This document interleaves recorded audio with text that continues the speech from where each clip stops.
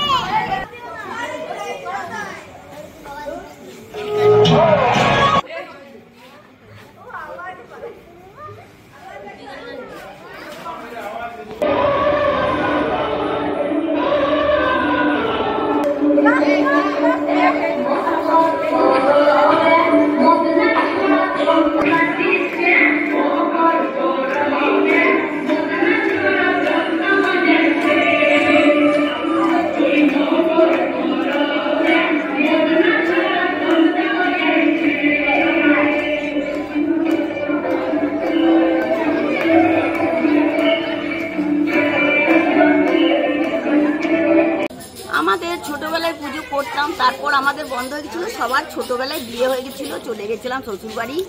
তারপর আমার বোনরাও কিছুদিন করেছিল, এরপর ওদেরও বিয়ে হয়ে গেল, চলে গেল, তারপর থেকে বন্ধই হয়ে গেছিলো। এবার আমরা আবার 2018 থেকে শুরু করলাম। তারপর থেকে সব বাইরে বাইরে থাকি আমরা, দুর্গাপুরে, কেউ বীরভূম, কেউ বাঁকুড়া, এসব মানে ভাদু পুজো উপলক্ষে আসেন। এই দূর থেকে আমরা বন্ধুরা সব ফোনে যোগাযোগ করে আবার শুরু করেছি। কি হয় পুজোতে আমরা যে যেরকম পারি কিছু খাবার টাবার তৈরি করে নিয়ে আসি আমরা সব বন্ধুরা মিলে। এখানে আমাদের ভাদুটা আমরা নিজেরা কিনি না, আমাদের একজন কেউ মানত করা, কেউ না কেউ মানত করে যে এই বছর আমি দেবো, ও বছর এই দেবে, এরকম করেই আমাদের ভাদু পুজোটা হয়। বছর ধরে আমাদের ভাইপো একজন আছে, চঞ্চল ব্যানার্জি, সেই দিচ্ছে। কি নাম আপনার? আমার নাম বন্দনা ব্যানার্জি।